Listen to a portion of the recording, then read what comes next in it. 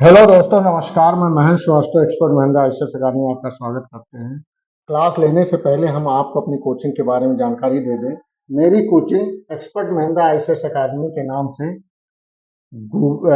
App बन गया है। आप गूगल प्ले स्टोर पे जा करके इसको इंस्टॉल करिए और हमसे जुड़िए। इसके अलावा हमारे यूट्यूब पर भी इसके चैनल चलते हैं और फेसबुक पर भी चलते हैं, इंस्टाग्राम पर भी चलते हैं एक्सपर्ट महिंद्रा आईएएस के नाम से, और टेलीग्राम पर भी चलते हैं एक्सपर्ट महिंद्रा आईएएस के नाम से, और लिंक में भी हमारी जो है कोचिंग चलती है एक्सपर्ट महिंद्रा आईएएस के नाम से। आप जिस पर भी जाएंगे एक्सपर्ट महिंद्रा आईएएस आप डालेंगे तो सर्च करेंगे, तुरंत आ जाएगा। आप हमसे फायदा उठाएं। और हाँ, मेरी क्लास ऑनलाइन चलनी शुरू हो गई है। आप मुझसे जल्दी से जल्दी जुड़े और फायदा उठाएं।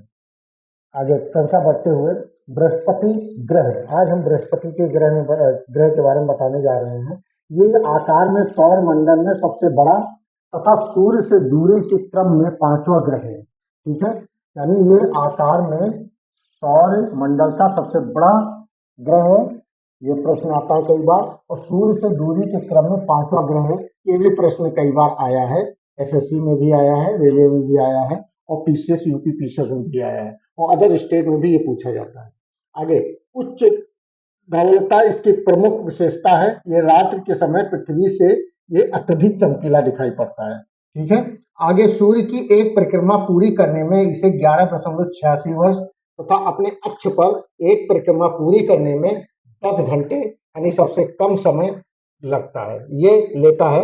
ये अपने अक्ष पर सौर मंडल का सर्वाधिक तेज गति से घूर्णन करने वाला ग्रह है। यानी कि ये भी प्रश्न बना, अपने अक्ष पर सौर मंडल का सर्वाधिक तेज गति से घूर्णन करने वाला ग्रह है। आगे बृहस्पति का घूर्णन अक्ष इसके परिभ्रमण कक्ष से 3 डिग्री 7 अक्षांश झुका है, जिसके कारण भूमध्य रेखा के समीप एक चक्कर पूरा करने में इसको 9 घंटे 50 मिनट लगते हैं, तथा उच्च अक्षांश के समीप यानी उच्च अक्षांश के समीप 9 घंटा 55 मिनट का समय लगता है।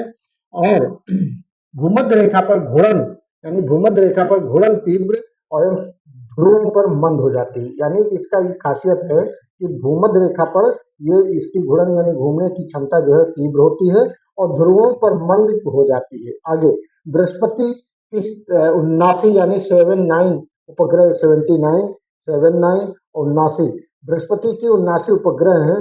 इनमें सबसे पहले खोजे गए 4 बड़े उपग्रहों में गैलीलियन उपग्रह कहा जाता है। यानी कि जो 4 उपग्रह खोजे गए वो गैलीलियन उपग्रह बोला जाता है, क्योंकि गैलीलिको ने ही इसकी खोज की थी। आगे गैलीलियन उपग्रह कहा जाता है। इसकी खोज 1610 ईस्वी में गैलीली द्वारा किया गया था। यानी कि इसकी जो है खोज 1610 ईस्वी में गैलीली द्वारा किया गया था, जिसके ये इसके खोज करता है इसके 4 उपग्रहों के। आगे 4 उपग्रह जो बड़े बड़े हैं उनके बारे में इन्होंने दी। गैनीनीड जो है इसके समीप ग्रहों में गैनीनीड जो है एक उपग्रह है जिसका नाम गैनीनीड है। गैनीनीड इसके सभी उपग्रहों में सबसे बड़ा, यानी इसका व्यास 5260 किलोमीटर है। इसका रंग पीला है।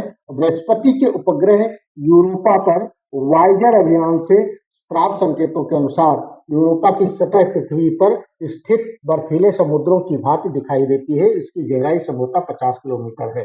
यानी कि कहने का मतलब है इसका दूसरा जो उपग्रह है यूरोपा है, और यहाँ पर एक अभियान भेजा गया था वायेजर के नाम से। इन्होंने ये संकेत भेजा वायेजर अभियान ने कि इसकी जो सतह है बर्फीली है, समुद्र की तरह दिखाई देती है, और इसकी गहराई संभवतः 50 किलोमीटर